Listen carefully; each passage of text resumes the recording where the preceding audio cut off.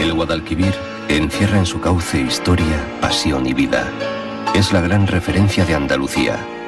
De las aguas del Betis de los romanos, del Río Grande de los árabes, han bebido campos y gentes.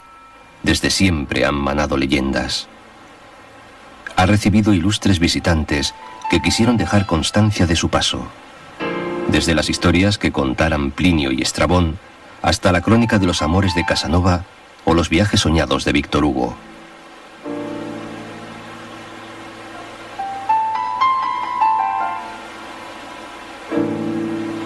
El río, una fractura en el terreno de casi 700 kilómetros, ha sido y es el alma y la esencia del sur. Ay, río Guadalquivir, camino veloz, amigo. Baja de Cazorla. Esquiva Úbeda y Baeza. Se aleja de Linares. A Jaén parece que la olvida. Corteja Andújar y Marmolejo. Y sigue camino por Montoro hasta cruzar Alcolea y ganar Córdoba.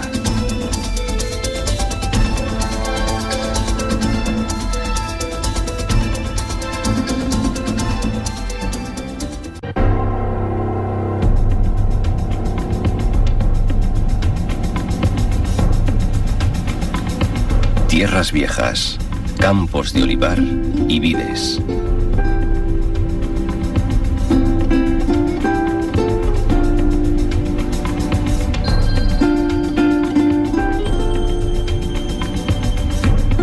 Y en una vieja y aislada roca, el castillo de Almodóvar del Río. A la obra musulmana, barbacana completa y torres cuadradas, se añadieron otras mayores en época cristiana. Y la del homenaje, Torre Albarrana hacia el lado del río. Aquí fue muerto don Fadrique y el baezano Abdalá al-Bayasi, que huía de sus gentes por haber rendido sin lucha varios castillos a Fernando III. Los de la fortaleza no le abrieron las puertas y los perseguidores le capturaron ante la muralla.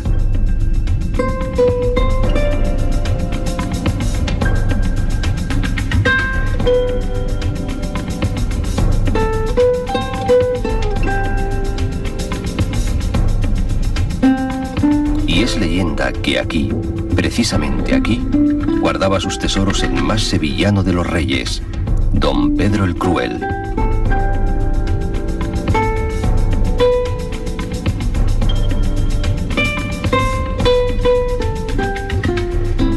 Es tierra de bujeo. La riegan el pantano de la Breña, el propio Guadalquivir y los 1001 pozos del término.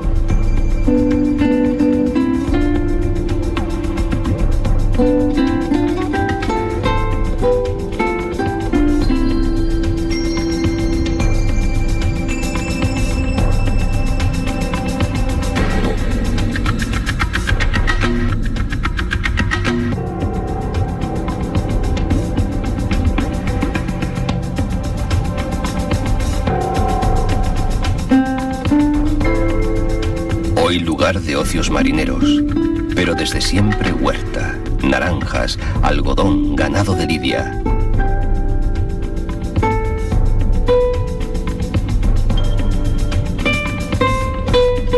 Posadas esconde entre la arboleda el versallesco palacete de Moratalla, sueño de un indiano que quiso y supo coger una pizca del gusto francés y trasladarlo a los encinares cordobeses.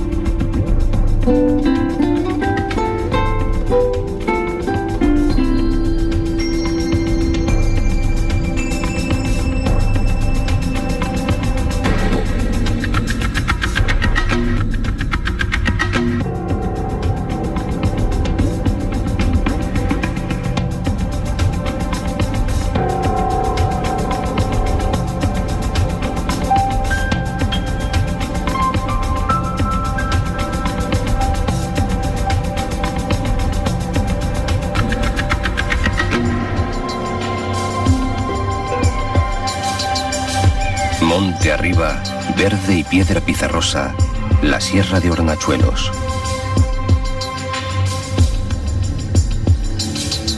Es el reino de la encina, el árbol de Zeus que cantara Góngora, como un símbolo de una hipotética y siempre añorada edad de oro. Se extienden por todo el paisaje, y sus bellotas sirven de alimento al honrado cerdo ibérico y a toda la caza mayor que de ella se alimenta. Mientras por sus contornos, tan escaso como esquivo, habita el lince y apura su existencia el toro de Lidia.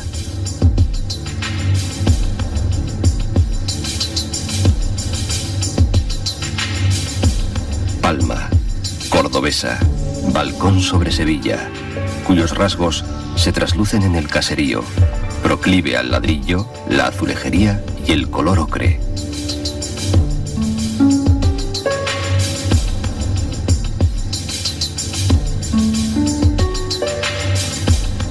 Palma del Río, capital agraria de la feraz Vega, se embriaga con el azahar de sus naranjales. Y tiene el privilegio geográfico de asistir al abrazo que se dan, a la sombra de sus murallas almohades, el Genil y el Guadalquivir, los dos grandes ríos andaluces.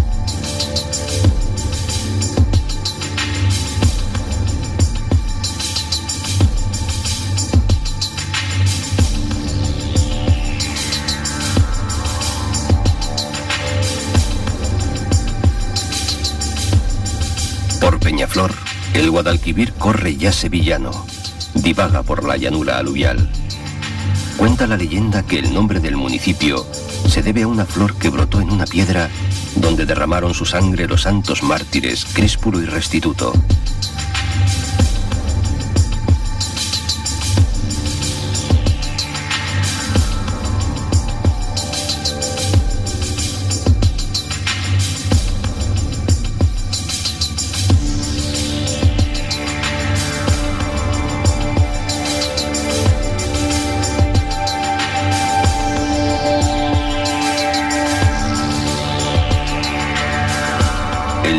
Se hace perezoso para entrar por Lora del Río, en una alameda de la margen derecha de la corriente, entre campos de algodón y girasoles.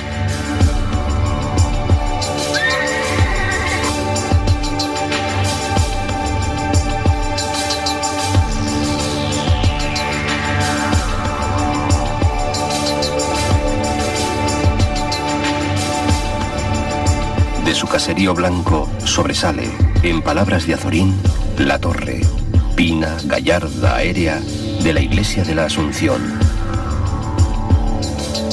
Los recuerdos romanos tienen que ver con el cultivo del aceite y el tráfico fluvial, actividades por las que la vieja ciudad de Ashati llegó a ser conocida a lo largo y ancho del imperio. Poco se sabe en cambio de la Lora musulmana, que debió ser conquistada por el rey Fernando III para entregarla a los caballeros de la Orden de San Juan. Luego permaneció en el silencio del tiempo hasta la llegada del ferrocarril a finales del siglo XIX.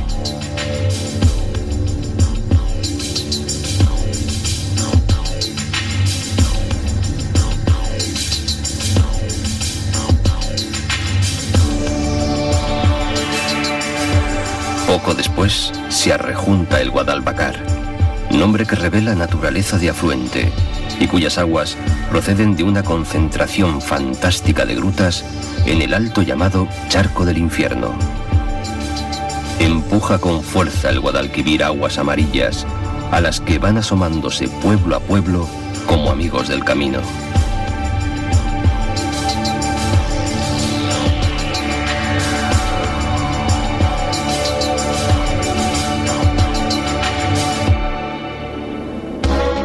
Los áridos rojos de las tierras fluviales suben hasta los Alcores, el bastión rocoso que domina la gran campiña.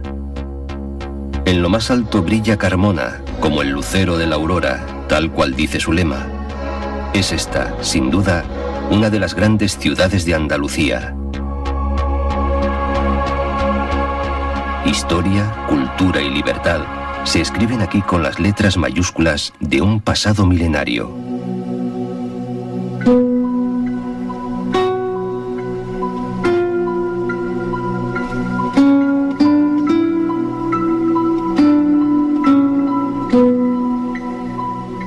Los barrios del arrabal, casonas, ermitas y conventos. Calles largas que convergen en el paseo, la plaza de abajo y la espigada giraldilla, el campanario de San Pedro.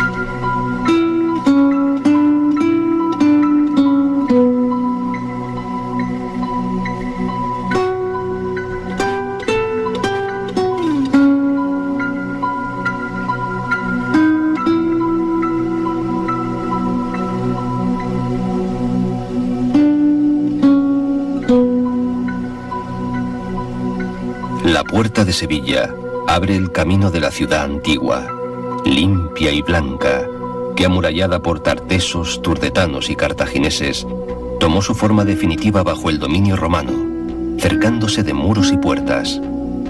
La Carmuna árabe sostuvo siempre una cierta independencia frente a Córdoba y Sevilla, hasta que en el siglo XI, convertida en bastión de rebeldes de todo signo, proclamó su propio estado, amparada en la belicosa fortaleza de los birzalíes, que reforzaron la muralla y labraron alcázares.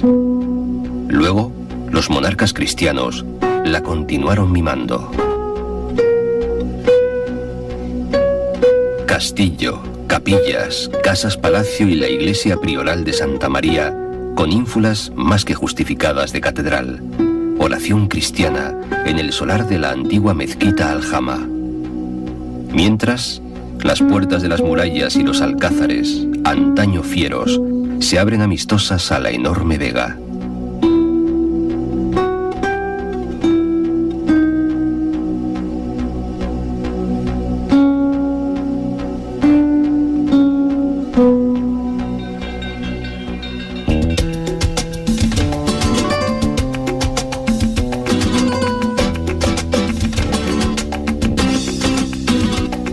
Al sur, el viso del Alcor, altivo sobre el perfil del cielo bisueño. Más allá, Mairena, la del agua de la fuente, a la sombra de su castillo de luna. Rica en manantiales de agua que brotaban en toda la ladera de los Alcores, y patria chica de don Antonio Mairena.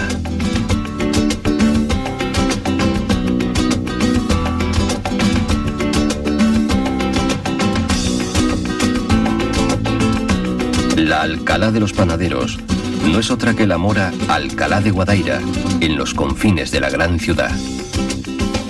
Más bien debiera ser Alcalá de los Molinos, pues los molinos de agua, mudéjares en su mayoría, fueron santo y seña de la época y el lugar, marcándolo con una característica muy peculiar.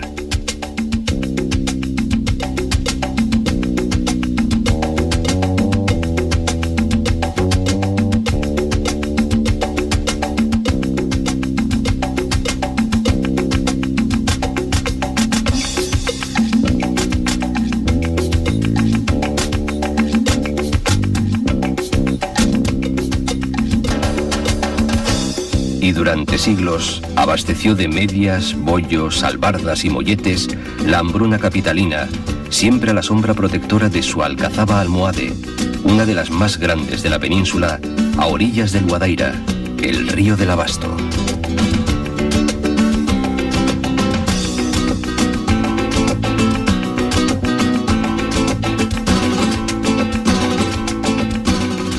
Junto al río hay otra Alcalá, que se había quedado en el camino, Alcalá del Río.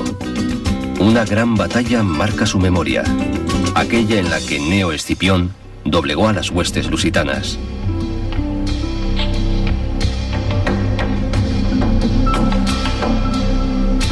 A partir de aquí, comienza el valle bajo del curso fluvial, que se convierte en ría por la influencia sentida de las mareas. Último puerto del Betis, al que, según Estrabón, llegaban naves de importante calado. A la vista, el viejo Santiponce, que nació en un lugar denominado Isla de Hierro. Padecía frecuentes riadas y en una de ellas, acaecida el 20 de diciembre de 1603, quedó sepultado para siempre. Los vecinos supervivientes buscaron la protección de los monjes del monasterio de San Isidoro del Campo, quienes les cedieron tierras más altas, edificándose un nuevo Santiponce sobre y entre las ruinas de la ciudad romana de Itálica.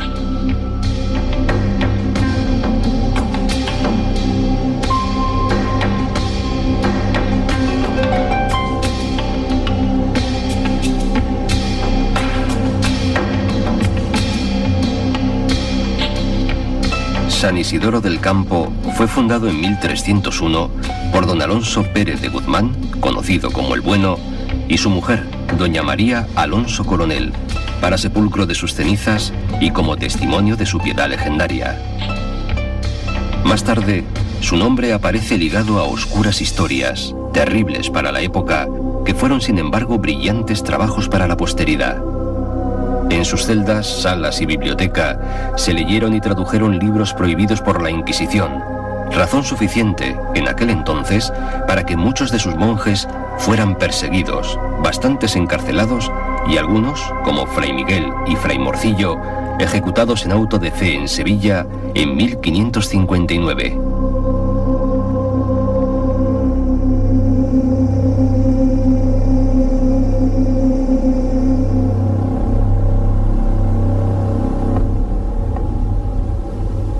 El subsuelo es romano, las ruinas, Itálica. Estos, Fabio, ay, dolor, que ves ahora. Campos de soledad, mustio collado. Fueron un tiempo Itálica famosa. La ciudad fue fundada en el año 206 a.C. por el general Publio Cornelio Escipión el Africano, con el fin de establecer en ella a los soldados heridos que habían participado en la batalla de Ilipa, derrotando al ejército cartaginés. De la época de Augusto data la construcción del teatro, emplazamiento donde algunos años después se erige un templo dedicado a la diosa Isis. Destruido durante las invasiones bárbaras en la Edad Media, el teatro se utilizó después para fines bien distintos y diversos, incluso fue cementerio.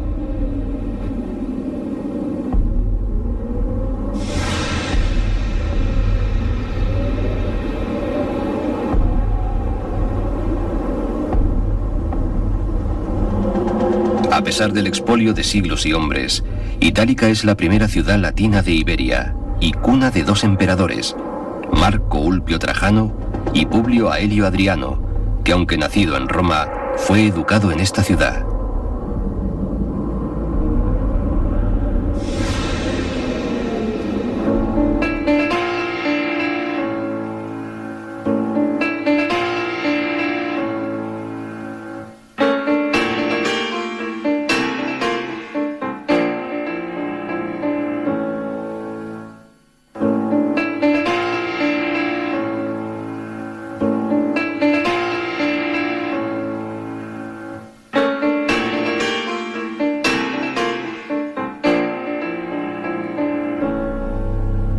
Decía un poeta imaginario: a Sevilla vine por las aguas del Guadalquivir, pasajero de mogollón, en una balsa cimbrada por un cargamento de membrillo, melón y zamboa.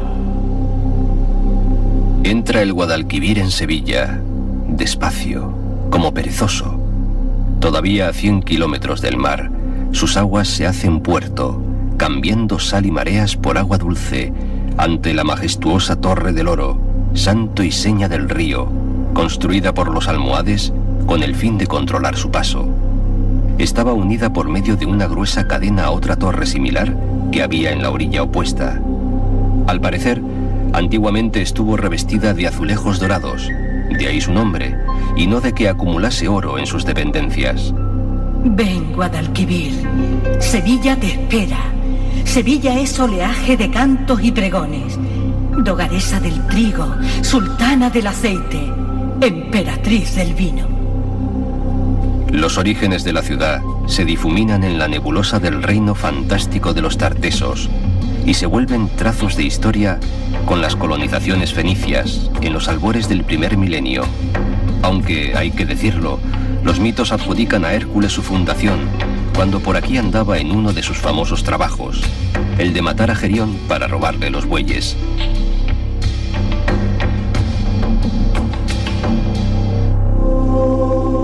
Los romanos la llaman Hispalis, tierra llana, antes de que la disfrute el mismo Julio César, cuestor y pretor de la ciudad, y sufra los amores o las embestidas visigodas, árabes, vikingas o cristianas.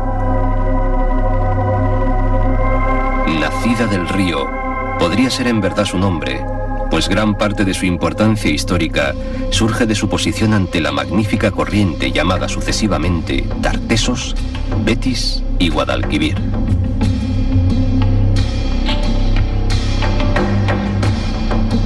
Después, cuando en 1503 consigue el monopolio de todo el tráfico con Indias, que mantendría durante más de 200 años, Sevilla se convierte en una de las grandes ciudades del mundo. Es el tiempo dorado de la ciudad. Camino obligado de futuros conquistadores, marchando a las Indias o volviendo de ellas. De paso por Sevilla, Cortés, Pizarro, Hernando Colón, el pérfido Lope de Aguirre y tantos otros le hicieron funesta o gloriosamente célebre, cuando los muelles eran arena pura y las naves esperaban impacientes la partida hacia las Indias. Arenal de Sevilla, Torre del Oro, azulejo a la orilla del río Moro, azulejo bermejo, sol de la tarde. No mientas, azulejo, que soy cobarde. Así cantaba Rafael de León a la vera del agua y ante una ciudad que se desparrama a una y otra orilla. Ciudad de miles de alegrías que invaden cada uno de sus barrios que se atribuyen todos, y todos lo son, ser corazón y alma de Sevilla. Una ciudad que acecha largos ritmos y los enrosca como laberinto, como tallos de parra encendido.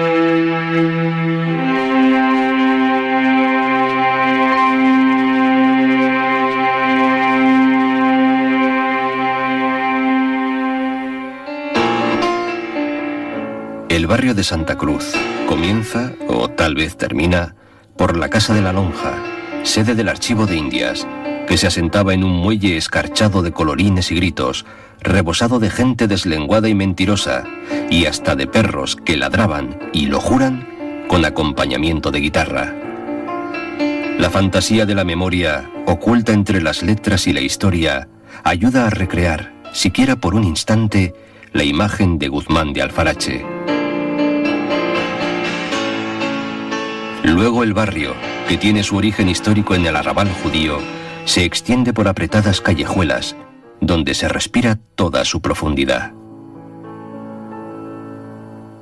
Justito en la plaza de al lado, con su farola de mármol en el centro, se yuxtaponen la catedral y su giralda.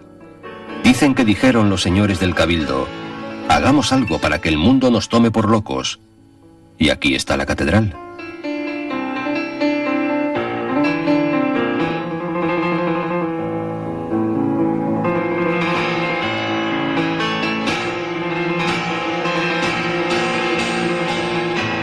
Enfrente, el Palacio Arzobispal.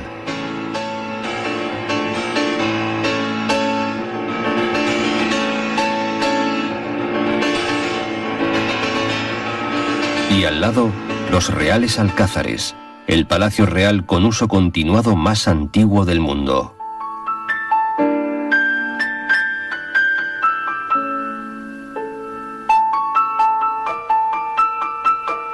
Lo que los sevillanos llaman el centro es como un eje fundamental para el buen discurrir de la Sevilla que se mueve a esta parte del río.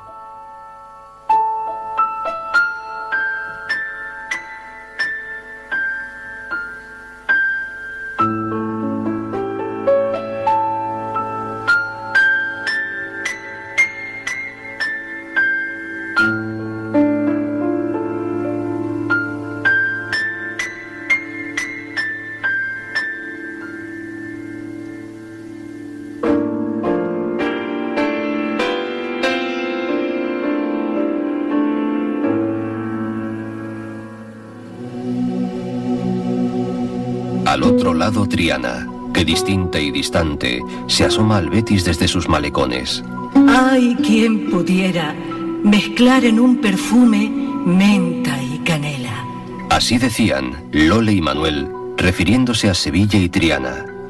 Tan cerca, y son dos mundos. En sus casas se forjaba el primer flamenco, y en sus patios se montaban las juergas que ningún turista romántico quería perderse.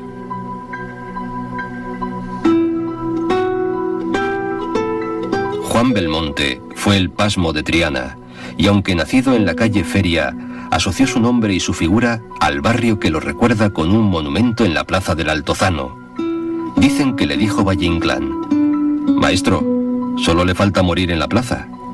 Y que él le contestó: «Se hará lo que se pueda, don Ramón, se hará lo que se pueda».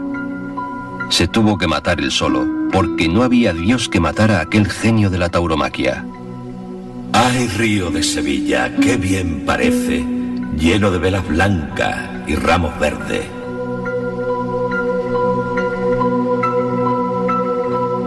Poco hay más bello que el color de las aguas del río, cuando el sol de la última hora, cargado de opacos y dorados, acaricia la corriente y da vida a las sombras alargadas de los puentes y de los edificios, que se tornan fantasmales en esas horas mágicas.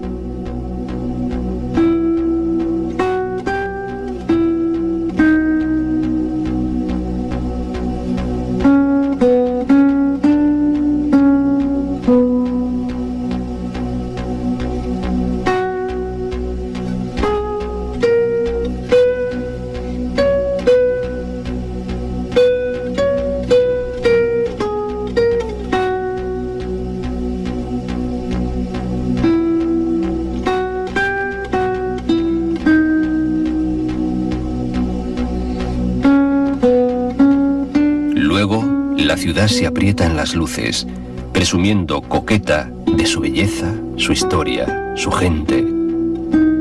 Retrata hermosamente Rosa Regás. La vida de Sevilla, movida, apretada, jocosa, se anuda en las plazas y en los restaurantes que ponen sus mesas en las esquinas de las callejas o de los paseos. Turistas, canónigos, madres con sus niños, ejecutivos, estudiantes, hombres y mujeres en busca de un canto o del encanto de un vino, una amistad o una charla.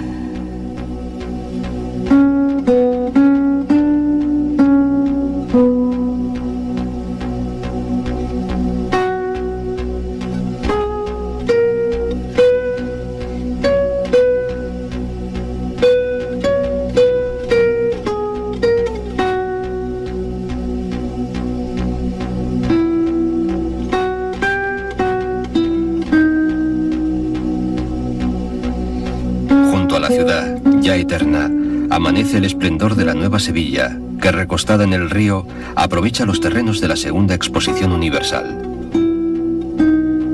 La isla de la Cartuja, en realidad un profundo meandro del Guadalquivir, era lugar de alfares en la Edad Media. En uno de esos hornos se encontró una imagen de la Virgen que fue el origen de la Cartuja, fundada en 1401. Por aquí se alojaba Colón durante sus estancias en Sevilla, contemplando un paisaje bien distinto.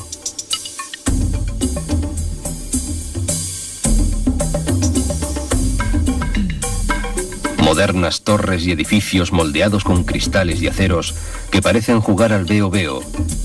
Y puentes que, suspendidos del aire, unen la ciudad al futuro.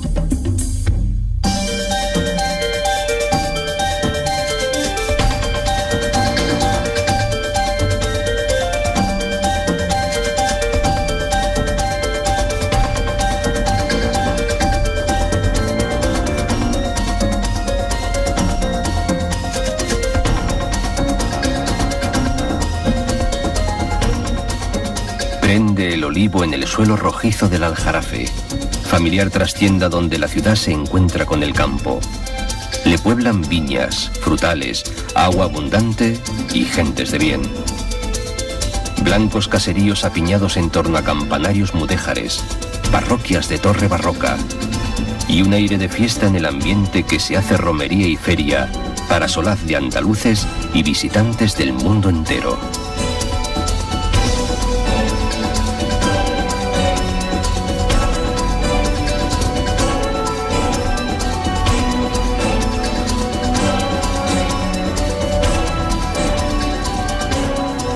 Sanlúcar la Mayor se asoma al valle del río y al horizonte abierto de la tierra llana que se pierde hacia Huelva. Conocido antes como Sanlúcar de Alpechín por su producción aceitera, es pueblo de larga historia que experimentó su apogeo en la Edad Media, cuando los almohades le dotaron de un extenso perímetro amurallado, y aún más tarde, cuando los cristianos le dieron un espléndido grupo de iglesias mudéjares.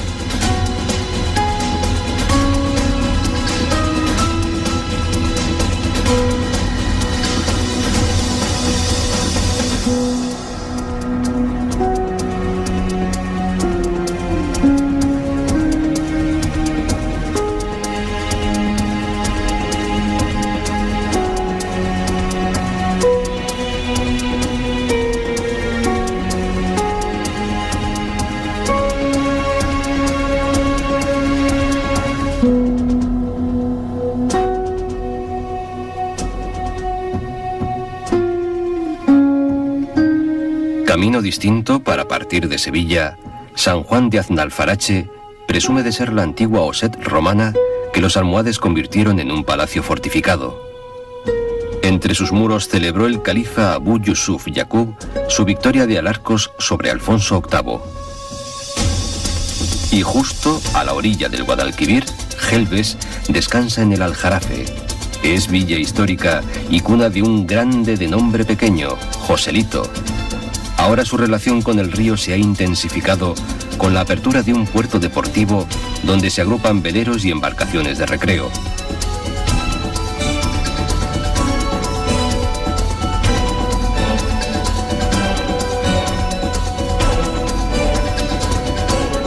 Aznalcázar es la atalaya limítrofe entre la meseta y el territorio marismeño. Su nombre, que deriva del musulmán, significa Fortaleza del Alcázar.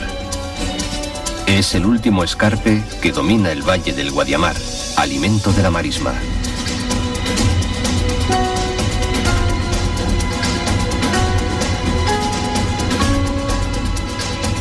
Un cipo romano del siglo II marca los orígenes de Coria del Río.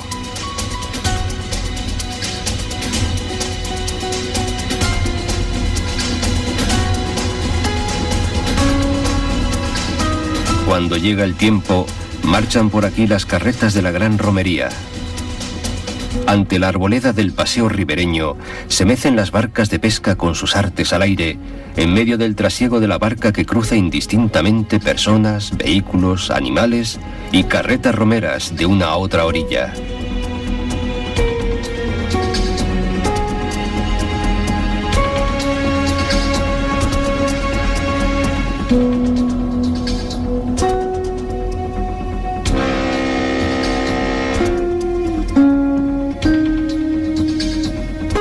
El caserío blanco de la Puebla se asoma al río, encaramado en una colina. Desde las ventas, al borde mismo del agua, se ven los barcos pasar rumbo al puerto de Sevilla o camino de la mar.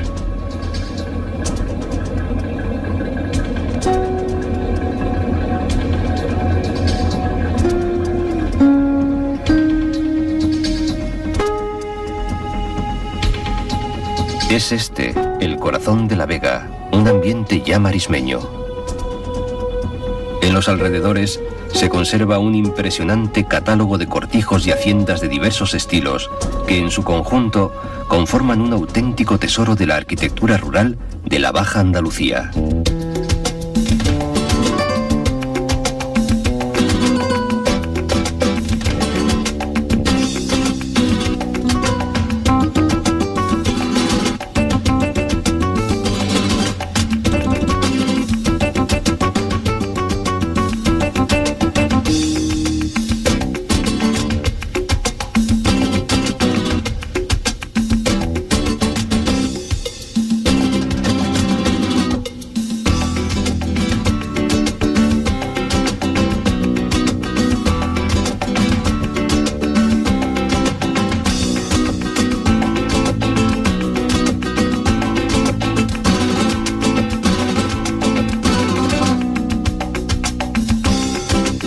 Entre suaves cerros aparecen las tierras de labor y los olivares de la campiña.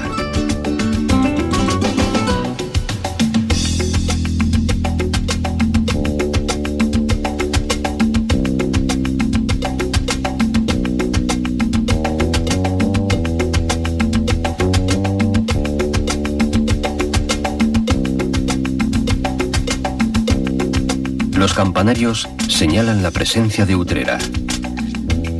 Plinio la consideró entre las ciudades más importantes de la Bética.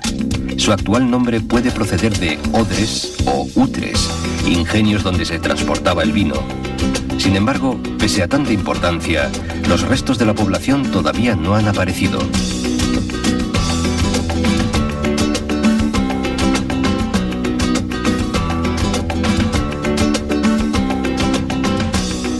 Su castillo es almohade y su mejor edificio, del estilo de los Reyes Católicos de Sevilla, la iglesia de San Juan. Y por sus hijos más famosos, se podría decir que Utrera es una ciudad de contrastes, pues aquí nacieron los hermanos Álvarez Quintero y el bandolero Diego Corrientes.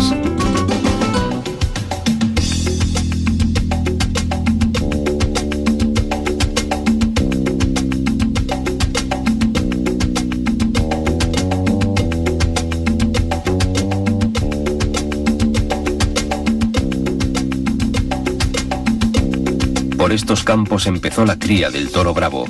En los valles que dibuja el río nació, allá por el siglo XIII, la casta de Vistahermosa, el origen de las ganaderías que hoy pueblan los llanos de Utrera, las marismas y la campiña.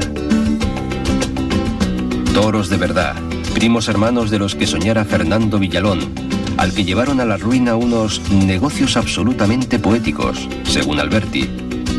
Gastó una gran parte de su fortuna heredada buscando y queriendo conseguir una ganadería de toros con los ojos verdes. Soñó recuperar el mito de la Atlántida, conseguir el toro dios del relato platónico. Dueños de las dehesas, los toros enseñorean el paisaje.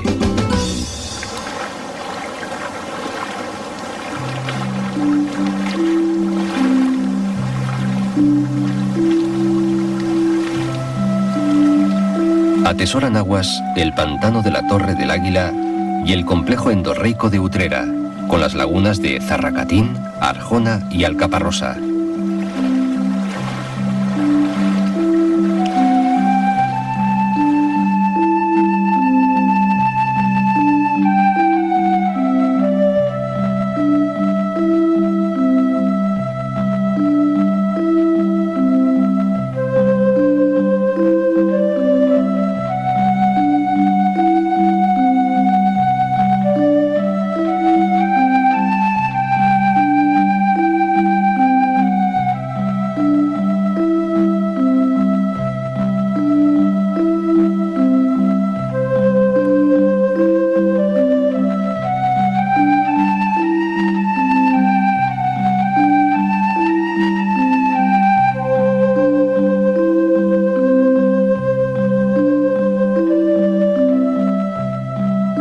Cerca, 4 niñas vieron a la Virgen y se armó la de Troya.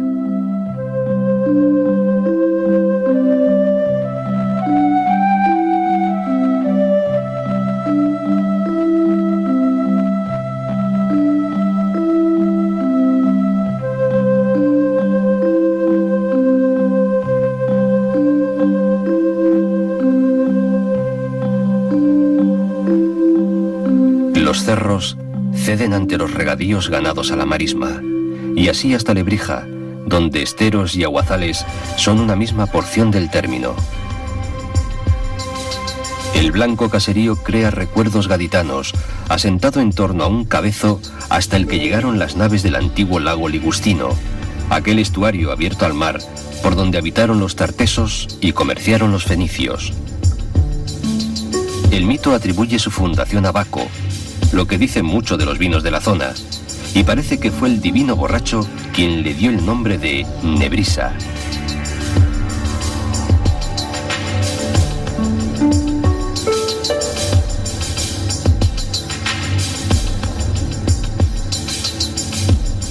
Uno de sus ilustres hijos fue Elio Antonio de Lebrija, aquel cronista de los reyes católicos, autor de la imperecedera Gramática Castellana.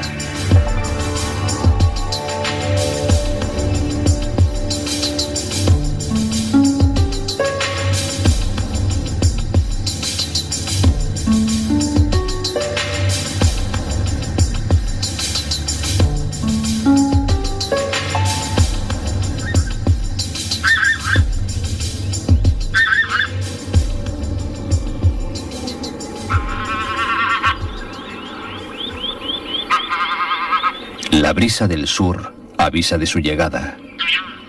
Anuncia aquellas soledades de que hablara Estrabón, donde algunas crónicas antiguas localizaron el jardín de las Hespérides, las praderas donde pastaban los bueyes del mítico rey Gerión.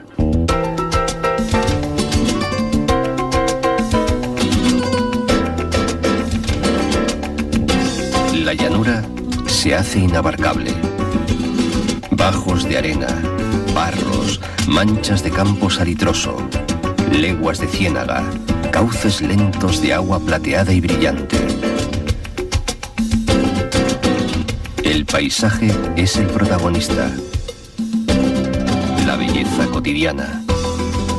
La naturaleza manda.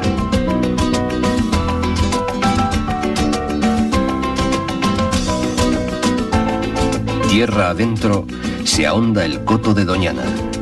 Doña Ana, duquesa de Medinasidonia, perdida en las selvas del Guadalquivir Bajo, dio nombre al primer parque nacional de Andalucía. El séptimo duque había mandado construir en 1585, en medio del Alcornocal, un modesto edificio para solaz de su esposa, que era hija de la princesa de Éboli. Después se amplió para la visita al coto de Felipe IV, uno de los grandes acontecimientos cinegéticos de la historia de España.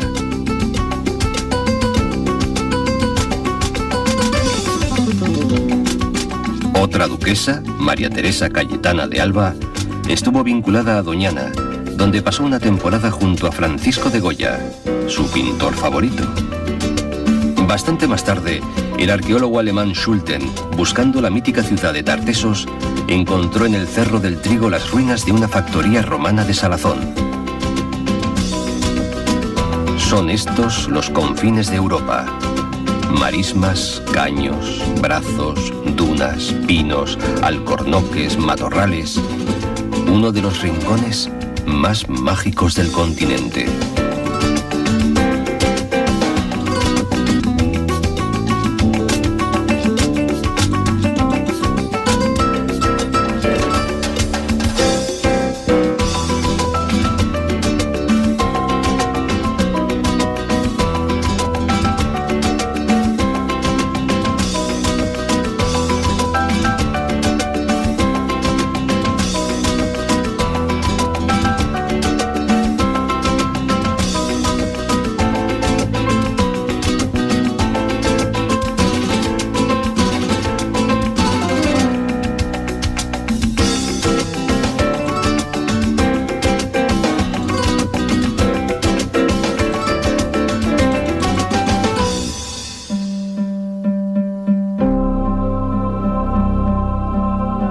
Los caminos marismeños llevan hasta el santuario, de blancas paredes, donde en una pedanía, al monte, se venera la blanca paloma.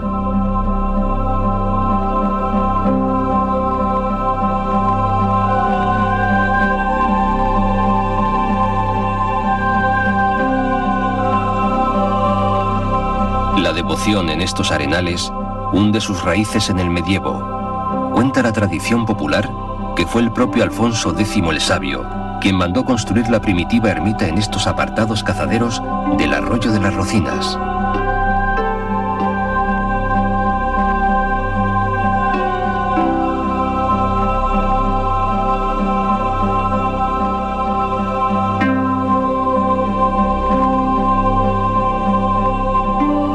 Y aseguran los lugareños que fue un cazador quien encontró, a principios del siglo XV, la imagen de la Virgen en el hueco de un acebuche.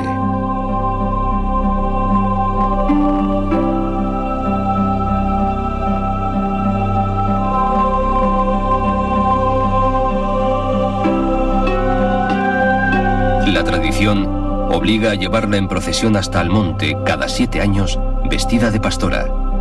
Pero la pasión hace imprescindible la visita romera de cada año.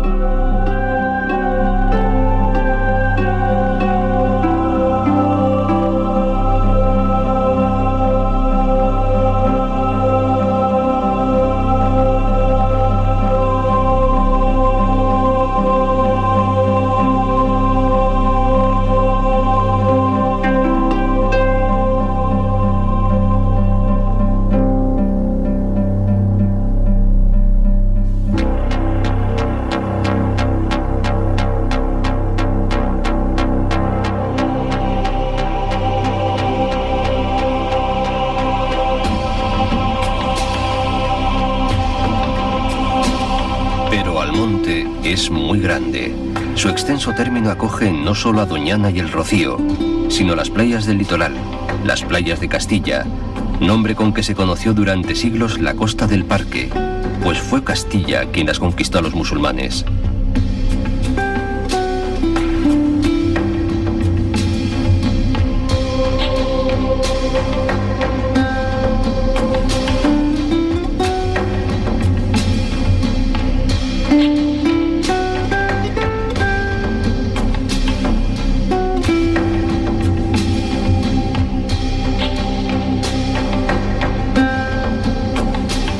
La torre almenara de la Higuera pone señas de identidad a Matalascañas.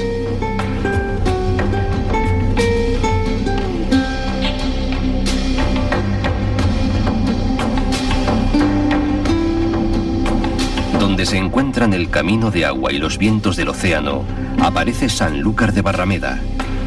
Aquí la vida tiene otro ritmo. Doñana, la Manzanilla y el Langostino escriben con letras mayúsculas un turismo importante, mientras los sanluqueños, con el recuerdo presente de la última carrera de caballos por la playa de la Guía, disfrutan de la vida en sus dos barrios, el Alto y el Bajo.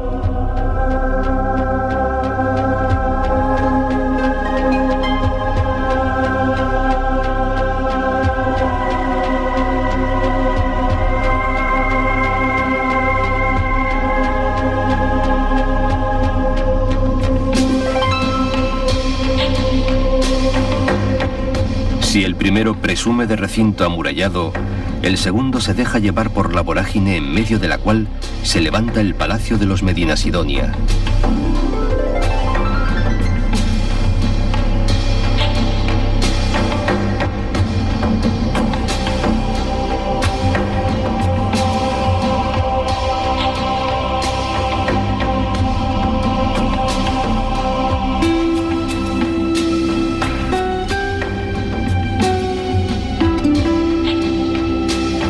Para todos, las bodegas, donde se degusta la sutil y fina manzanilla.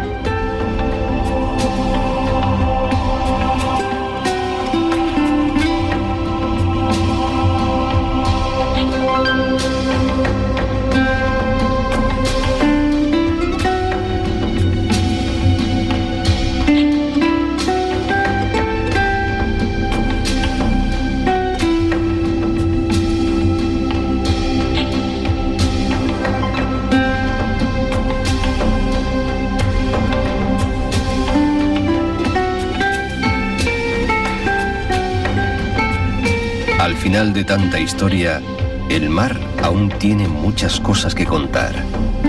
Bastantes del Guadalquivir, y tantas más de Andalucía y de la historia americana de nuestra historia. Y es que el río, sin pensar en el regreso, señala el camino que lleva hacia poniente y empuja hacia adelante, siempre hacia adelante.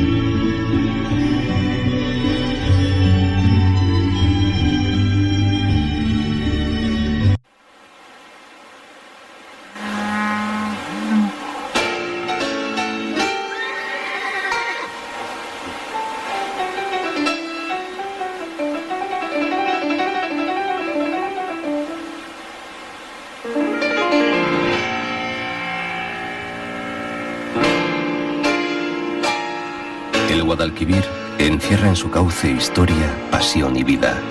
Es la gran referencia de Andalucía. De las aguas del Betis de los romanos, del Río Grande de los árabes, han bebido campos y gentes. Desde siempre han manado leyendas. Ha recibido ilustres visitantes que quisieron dejar constancia de su paso. Los seguidores le capturaron ante la muralla.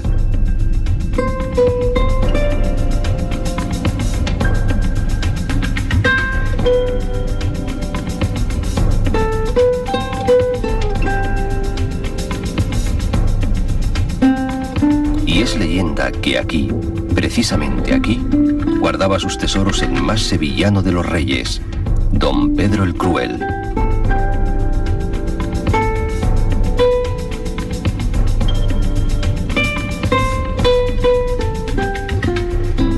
Es tierra de bujeo. La riegan el pantano de la Breña, el propio Guadalquivir y los 1001 pozos del término.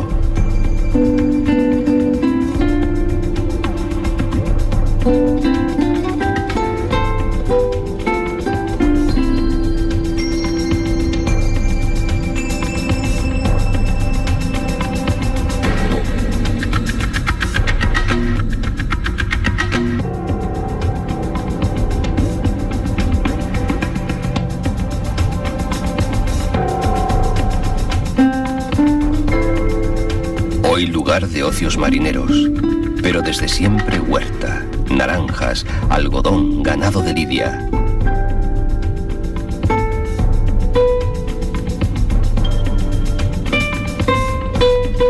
Posadas esconde entre la arboleda el versallesco palacete de Moratalla, sueño de un indiano que quiso y supo coger una pizca del gusto francés y trasladarlo a los encinares cordobeses.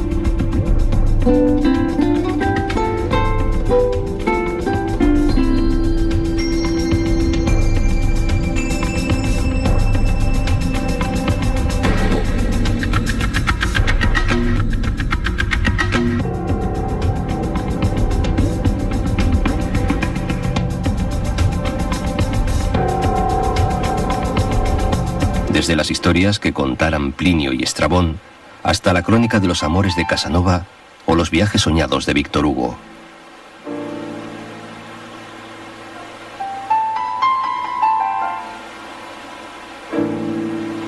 El río, una fractura en el terreno de casi 700 kilómetros, ha sido y es el alma y la esencia del sur. Ay, río Guadalquivir, camino veloz, amigo. Baja de Cazorla. Esquiva Úbeda y Baeza. Se aleja de Linares. A Jaén parece que la olvida. Corteja Andújar y Marmolejo. Y sigue camino por Montoro hasta cruzar Alcolea y ganar Córdoba.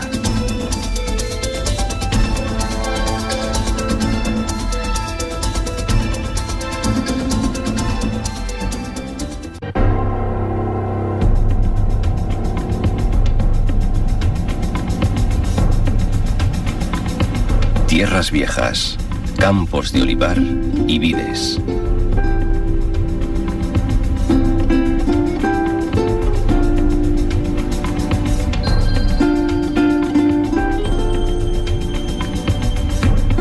Y en una vieja y aislada roca, el castillo de Almodóvar del Río. A la obra musulmana, barbacana completa y torres cuadradas, se añadieron otras mayores en época cristiana. Y la del homenaje, torre albarrana hacia el lado del río. Aquí fue muerto don Fadrique y el baezano Abdalá al-Bayasi, que huía de sus gentes por haber rendido sin lucha varios castillos a Fernando III. Los de la fortaleza no le abrieron las puertas y los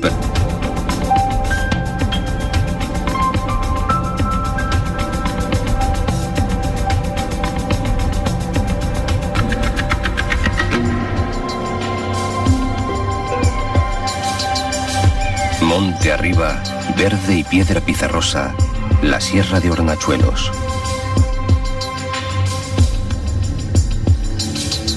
Es el reino de la encina, el árbol de Zeus que cantara Góngora como un símbolo de una hipotética y siempre añorada edad de oro. Se extienden por todo el paisaje y sus bellotas sirven de alimento al honrado cerdo ibérico y a toda la caza mayor que de ella se alimenta. Mientras por sus contornos, tan escaso como esquivo, habita el lince y apura su existencia el toro de Lidia.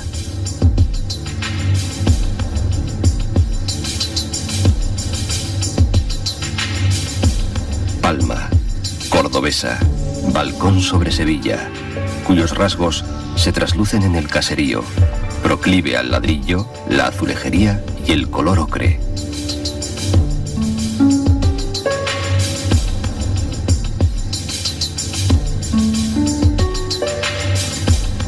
Palma del Río, capital agraria de la feraz Vega, se embriaga con el azahar de sus naranjales. Y tiene el privilegio geográfico de asistir al abrazo que se dan, a la sombra de sus murallas almohades, el Genil y el Guadalquivir, los dos grandes ríos andaluces.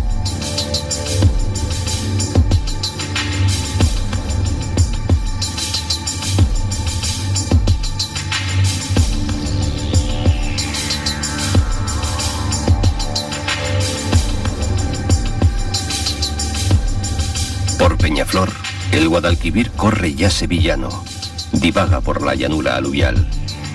Cuenta la leyenda que el nombre del municipio se debe a una flor que brotó en una piedra donde derramaron su sangre los santos mártires Críspulo y Restituto.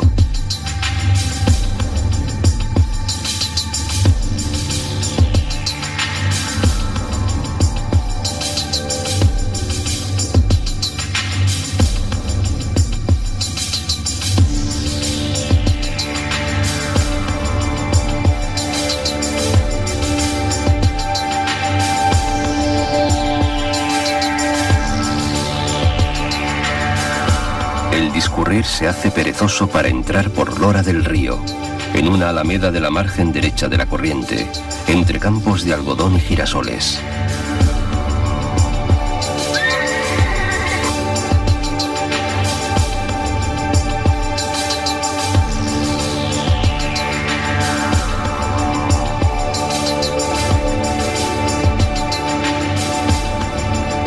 De su caserío blanco sobresale, en palabras de Azorín, la torre, pina, gallarda, aérea, de la iglesia de la Asunción. Los recuerdos romanos tienen que ver con el cultivo del aceite y el tráfico fluvial, actividades por las que la vieja ciudad de Ashati llegó a ser conocida a lo largo y ancho del imperio.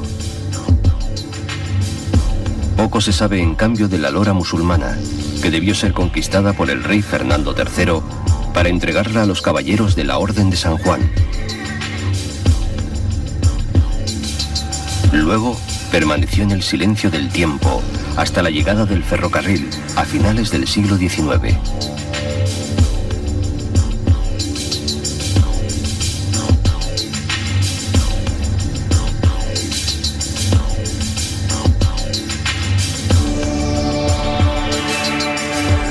Poco después se arrejunta el Guadalbacar, nombre que revela naturaleza de afluente y cuyas aguas